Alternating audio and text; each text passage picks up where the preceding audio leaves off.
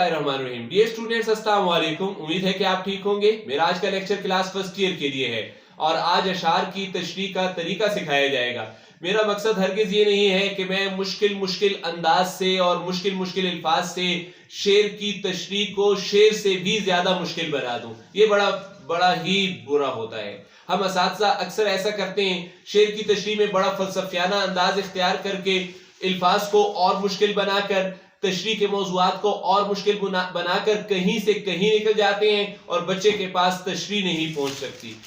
नतीजतन उसको गाइड्स की तरफ रजू करना पड़ता है, नतीजतन उसको जो है नोट्स की तरफ रजू करना पड़ता है। आप क्लास के अंदर बच्चे को ऐसे मुअस्सर अंदाज में, आसान अल्फाज में शेर आसान बना दें ताकि आपने जितनी बातें कही वो सारी बातें वो लिख ले और वो तशरीह कर ले। हमारा आज का स्टूडेंट शायर नहीं है। हमारा आज का स्टूडेंट जो है वो अदब को कम समझता है। हमारा आज का स्टूडेंट साइंस का स्टूडेंट है, उसने उर्दू को बामरे मजबूरी पढ़ना है।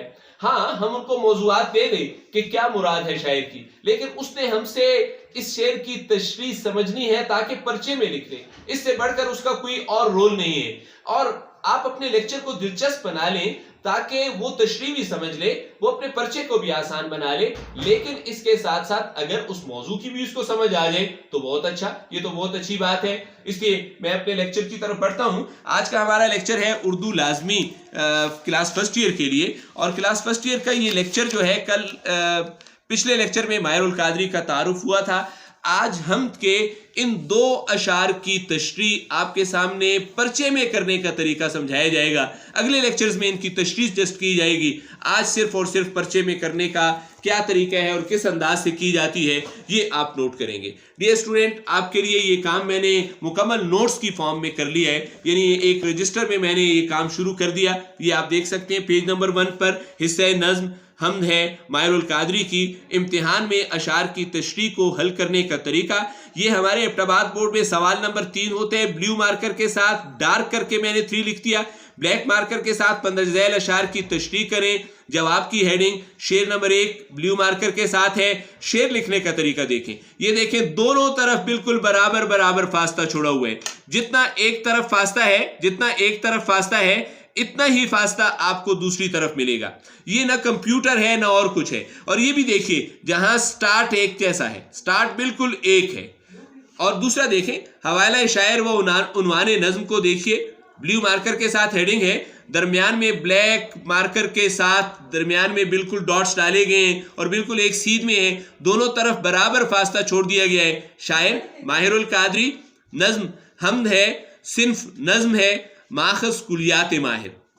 डियर स्टूडेंट, ये आपके पास फिक्री जायजा है। और फिक्री जायजा कैसा है? फिक्री जायजा मार्कर के साथ लिखे है, ब्लू मार्कर के साथ। और ये देखें कि इसको तशरीह का नाम नहीं दिया, आप तशरीह का नाम भी दे सकते हैं, लेकिन हम असल में माहिरुल कादरी के इस शेर के जितने फिक्री पहलू हैं वो यहाँ पर बयान करने जा रहे हैं।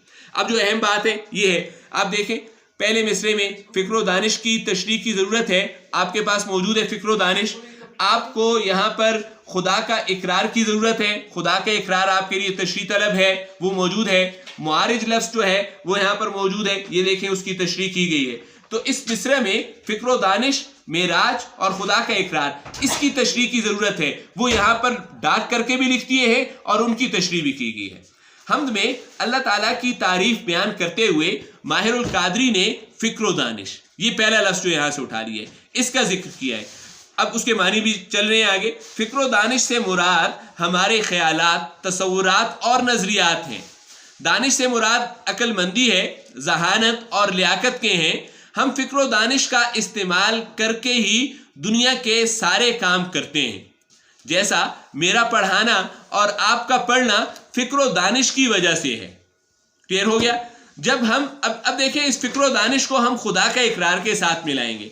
जब हम खुदा का इकरार करते हैं, अब इसके मानी देखिएगा, यानी अल्लाह को एक मान लेते हैं और इस बात का इकरार कर लेते हैं कि अल्लाह के सिवा कोई इबादत के लायक नहीं, और ये इकरार करते हैं कि इस पूरी कायनात के खालिक और मालिक अल्लाह ताला ही हैं। तो इस तरह हमने अल्लाह का इकरार कर लिया। तो जब हम अल्लाह का इकरार करते हैं तो उस वक्त हमारी फिक्र दानिश मेराज पर होती है। अब ये आप देखें, मेराज की तशरीह कर रहा हूं। फिक्र दानिश के बाद तरतीब से मेराज आ रहा था, लेकिन हमने खुदा का इकरार पहले कर दिया। इसका मतलब ये है कि तरतीब आप खुद रख सकते हैं। जब फिक्र दानिश, उसके बाद खुदा का इकरार, फिर मेराज पर आए। ये देखें, फिक्र दानिश से मैं खुदा के इकरार पर गया, और खुदा के इकरार, ये देखें, उस वक्त हमारी फिक्र दानिश मेराज पर होती है, बुलंदी पर होती है। अहम बात यह है कि सिर्फ अल्फाज के मानी नहीं बताने, प्रीवियस जो बातें बता दी गई हैं उसको कैसे मैंने देखे मेराज के साथ जोड़ा है। अल्लाह ताला का इकरार करते हैं तो उस वक्त हमारी फिक्र दानिश मेराज पर होती है, बुलंदी पर होती है।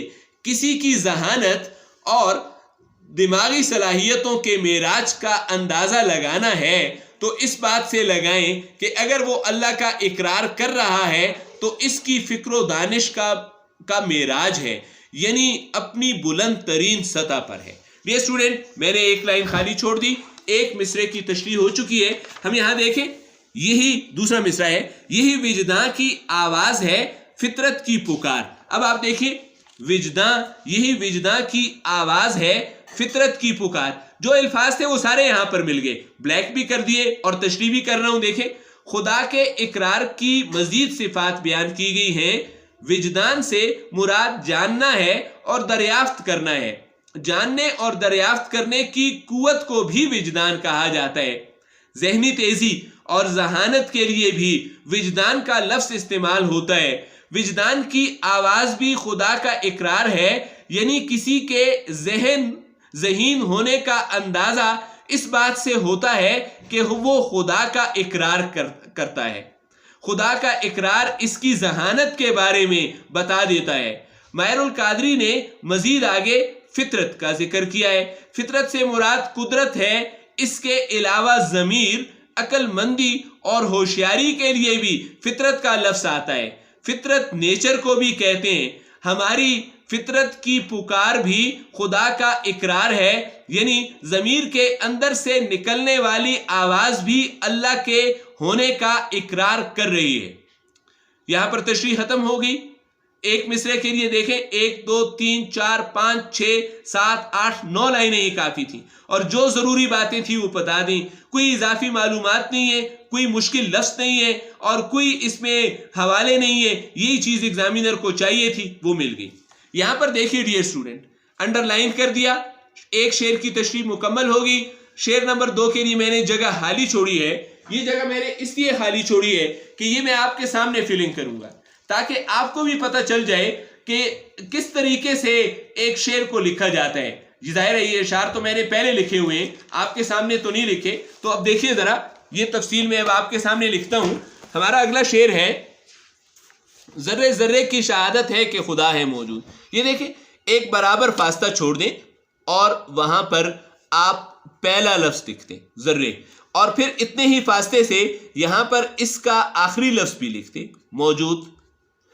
यहां दूसरे मिसरे का आखिरी लफ्ज है इकरार, क्या फायदा हुआ, बराबर हो गए। इसका पहला लफ्ज है पत्ते, क्या फायदा हुआ कि यहां से बराबर हो गए। बाकी फीलिंग अब बाद में कर लेते हैं। जर्रे जर्रे की शहादत, अब अगर अल्फाज ज्यादा हैं तो छोटा छोटा लिख लेंगे, अल्फाज कम हैं तो फिर उनको बड़ा बड़ा करके और दूर दूर करके भी लिखा जा सकता है। अब ये देखें, इस तरह न शेर दाएं गया न बाएं गया और बराबर आ गए। हम अक्सर ये देखते हैं कि क्या होता है कि पहला मिसरा तो लिख लेते होते हैं, लेकिन जब दूसरा मिसरा लिखते हैं तो वो या छोटा पड़ जाता है या बड़ा पड़ जाता है। अब आप देख सकते हैं कि न मिसरा बड़ा हो रहा है और न छोटा हो रहा है, और आपका शेर मुकम्मल शेर लग रहा है। हमें दोबारा इसके हवाले मतन, हवाले शायर व उन्वानी नज़्म लिखने की ज़रूरत नहीं है, क्योंकि उसी शायर की नज़्म है।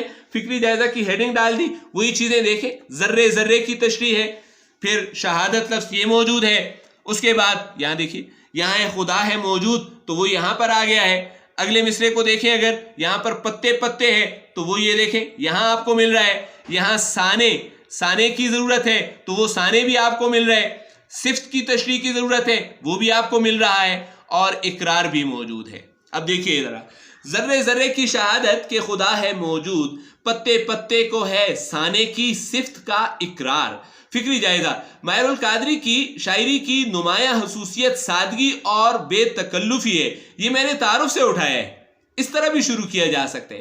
ہم اکثر کیا کہتے ہیں، شاعر کی یہاں مراد یہ ہے۔ بھی جب ہمیں شاعر کا پتہ ہے تو کیوں نہیں ان کا نام لکھتے ہیں۔ یہاں ماہر القادری نے ذرے ذرے کا ذکر کیا ہے۔ کائنات کی معمولی ترین چیز اصل میں ذرہ ہے۔ مٹی کے ذرات، گرد کے چھوٹے چھوٹے ذرات اور خاک کے ذرات اصل میں بہت زیادہ چھوٹے ہوتے ہیں۔ ان سے چھوٹا اور کچھ نہیں ہوتا مگر یہ ادنا چیزیں بھی شہادت۔ یہ دیکھیں کہ میں کیسے ایک چیز کو دوسری چیز سے جوڑتا ہوں۔ ذرے کو میں نے شہادت سے جوڑ دیا۔ شہادت دیتی ہیں، گواہی دیتی ہیں اور اقرار کرتی ہیں۔ سوچنے کی بات ہے کہ اتنے چھوٹے چھوٹے ذرے کیا شہادت دیتے ہیں؟ Question mark. یہ ذرات گواہی دیتے ہیں۔ دیکھیں، ذرے ذرے کی شہادت ہے کہ خدا ہے موجود، کہ خدا موجود ہے، کہ ہمیں اللہ نے بنایا ہے، ہمیں کوئی اور بنا ہی نہیں سکتا۔ بے جان چیزوں میں ذرات سب سے چھوٹے ہوتے ہیں۔ اگر وہی اللہ کے وجود کا اقرار کرتے ہیں تو بڑی بڑی بے جان چیزیں تو یقیناً خدا کی گواہی دیں گی۔ مصرے کی تشریح ختم ہوئی، لائن خالی، اگلی لائن پر چلے گئے۔ ماہر القادری نے مصرع ثانی میں، دوسرے مصرے کو مصرع ثانی کہتے ہیں، پتے پتے کا ذکر کیا ہے۔ ذرہ ذرہ بے جان ہوتا ہے تو پتے پتے جاندار میں سب سے ادنا ہوتے ہیں، مگر ہر درخت کے پتے ایک دوسرے سے بھی مختلف ہوتے ہیں اور دوسرے درخت کے پتوں سے بھی الگ شکل و صورت اور رنگ رکھتے ہیں۔ کوئی چھوٹا ہے تو کوئی بڑا۔ اس پتے کو دیکھ کر اندازہ ہوتا ہے کہ اسے، اب یہ دیکھیں ملانے کا طریقہ، سانے نے بنایا ہوگا، یعنی کوئی کاریگر ہوگا، کوئی خالق ہوگا، کوئی پیدا کرنے والا ہوگا جس نے ان پتوں کو پیدا کیا ہے، اور یہ صفت پیدا کرنے کی صرف اللہ تعالیٰ کی ہے۔ وہی پیدا کر سکتا ہے، وہی بنا سکتا ہے، اور تمام پودے اللہ تعالیٰ کی اس صفت کا اقرار کر رہے ہیں کہ ہمیں اللہ تعالیٰ کے سوا کوئی اور پیدا ہی نہیں کر سکتا۔ آپ کی تشریح ختم ہو گئی، فنی محاسن کی طرف آئیں۔ فنی محاسن کیا ہیں کہ اس میں فن کے کون سے پہلو ہیں؟ مرکب عطفی کا استعمال کیا گیا تھا جو کہ فکر و دانش واؤ کی وجہ سے، تکرار لفظی ہے، ذرے ذرے اور پتے پتے، مرکب اضافی، وجدان کی آواز اور فطرت کی پکار۔ یہاں پر آپ کا یہ لیکچر آج کا ختم ہوا۔ سوال کا حل کرنے کا طریقہ بھی ختم ہوا۔